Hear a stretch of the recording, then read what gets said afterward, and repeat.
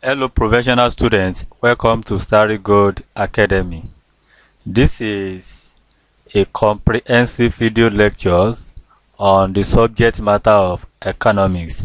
So in this particular session, what we intend to look at is to look at the broader view of the subject matter of economics, vis-a-vis the micro and the macro aspect. So we are going to look at a number of topics here, or all relevant topics in relation to economics. So let's begin with chapter 1. And this chapter 1 is basically centered on the nature and scope of economics. So we have chapter 1, which is said to be centered on the nature and scope of economics. So let's look at the nature and scope of economics. So what we are trying to look at here under the nature and scope of economics is to look at the definitions that have been given to economics over time by different scholars of economics, and likewise a number of other associated issues like the basic concept of economics. So all these are actually found within the purview of the nature and scope of economics. So we are going to begin with definitions and scope of economics. Let's begin with definitions of economics. Though in the real sense of it, we have different meanings and definitions that have been attributed to the subject matter of economics. This therefore shows that economics simply means different things to different people. And we have a number of economists too who have equally propounded or given one or two definitions to the subject matter of economics. They have been able to do this based on their individual perspective, economic experience, and other ideological orientations. So in order to have a good understanding of the basis and importance of economics, it is pertinent to consider the definitions of economics which have been propounded by various scholars of economics, both in economics as well as other disciplinary background. But it's sufficient to say that it has not been particularly easy to give a straight and completely satisfactory definitions of economics. This is because of the fact that the subject matter of economics has been interpreted differently, and as a matter of fact, it simply means different things to different people. So due to the fact that, like we have said, it is considered to be relatively difficult to give a precise and concise definitions of economics. So as a matter of fact, we are going to make attempt to review a number of definitions that have been given over time to economics. And to do this, the numerous definitions of economics can be broadly categorized into four. That is, there are four major perspectives upon which the subject matter of economics has been defined. We have the classical view or perspective, we have the neoclassical view, we have the scarcity definition view, and we have that of working definitions. These are the four major categories upon which the subject matter of economics has been broadly defined. So once again, we have the classical view, we have the neoclassical view, we have the scarcity definition of economics, and we have the working definitions of economics. So for proper understanding of what economics is all about, we are going to look at each of these categories one after the other in order to appreciate the genuine effort of the scholars or economists who have propounded one or two definitions in relation to economics. So let's begin with the classical. And before we do that, we also need to look at some definitions under each category and subsequently place emphasis on scarcity definitions, as such is regarded as the most acceptable definition of economics. So let's begin with the classical view of economics. When we talk about the classical view, we are talking about the view on economics which have been expressed by the classical economist. The classical economist in this case was simply regarded as the earliest or the first generation economists, in the sense that they are the first to have documented the totality of the economic thought in full scale. And we have this particular view championed by the father or the acclaimed father of economics in person of Adam Smith. So simply put, the classical view of economics is just view, or they are regarded as those opinions which are being expressed by the classical economists, that is, the earliest or the first generation economists. These are the first economists to have documented their thoughts on economic activities of various countries. So according to the classical economics, economics can be seen as an inquiry into the nature and causes of the wealth of nation. So this particular definition was credited to Adam Smith. In other words, Adam Smith simply defines or sees economics as an inquiry into the nature and causes of the wealth of nations. Apart from that, we have another definition given by a classical economist in person of JBC. And according to JBC, economics can be defined as the study of laws which governs wealth. That is, according to JBC, the study of laws that governs wealth is mainly regarded as economics. So in this particular definition, JBC was able to conceive the subject matter of economics as the study of law that mainly governs the wealth of a particular economy over a given period of time. Apart from JBC, we also have a particular view or perspective in terms of definitions of economics being expressed by J.S. Mill, that's John Stuart Mill. And according to J.S. Mill, he perceives economics as that body of knowledge which relates to wealth. That is, economics is the body of knowledge that purely relates to wealth. So that is how the subject matter of economics were being perceived or were being propounded or expressed by a number of classical economists vis-a-vis the Adam Smith, the JBC, as well as J.S. Mill. So all these are some of those views that have been expressed in relation to the subject matter of economics. So all are regarded as the classical views of economics. If you look at these definitions very well, one will see that the definitions basically lack one substance or the other. So as a matter of fact, there's a need to look at some advancements that have actually been introduced into the subject matter of economics. So as a matter of fact, we need to look at another views that have been expressed on the subject matter of economics. So let's look at the neoclassical view of economics. We have the classical view and we have the neoclassical view. So the emergence of neoclassical view of economics is as a result of some of those deficiencies that were attributed to the classical views. Though the classical economics have actually made good attempts in order to define or to give appropriate meanings and definitions of what economics is all about, but some of these definitions have been criticized on various grounds, and this was actually led to the emergence of the classical view. So the classical or neoclassical economists were the immediate successor of classical economists who adopted most of the approaches and techniques of the latter with little modification in some cases. This simply implies that some of those assumptions that underline the classical economists are equally the same assumptions underlining the neoclassical economists. Even some of those scholars that actually make up the neoclassical, they are also part of the classical, but only that they are trying to introduce a number of modifications in the ways and manners they are able to conceive the subject matter of economics. So in their own view, they added one or two modifications so as to make the subject matter of economics to be properly understood by every individual. So one of the definitions here is economics is the study of mankind in the ordinary business of life.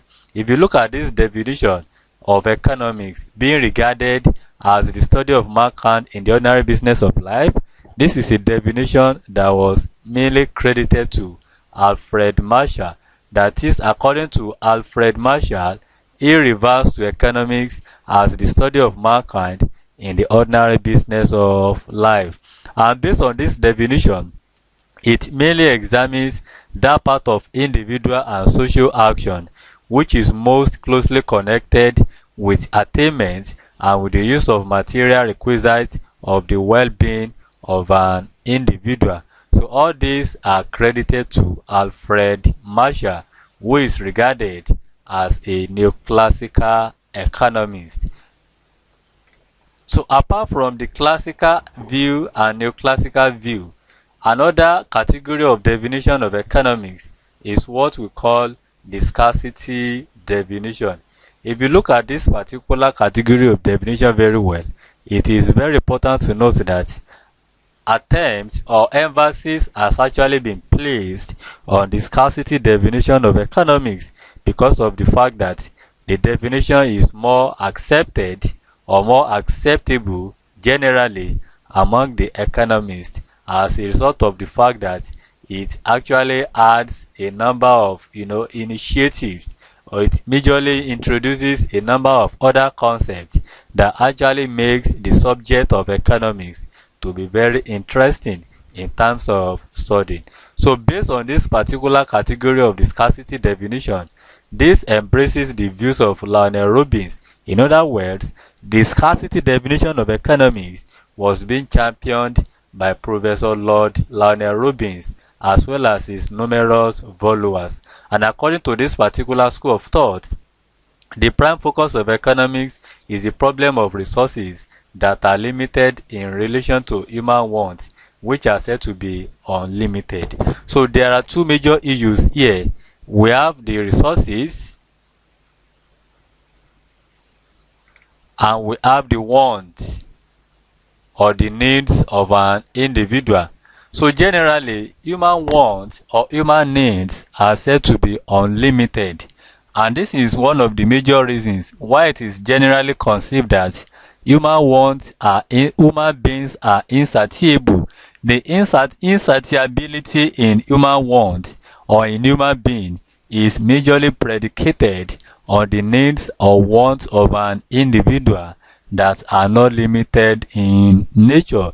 So despite the fact that human beings are insatiable or human wants are unlimited, it is very important to note that there is a relative scarcity in the use of the resources or in allocating resources with which to satisfy the needs and wants of the final consumers.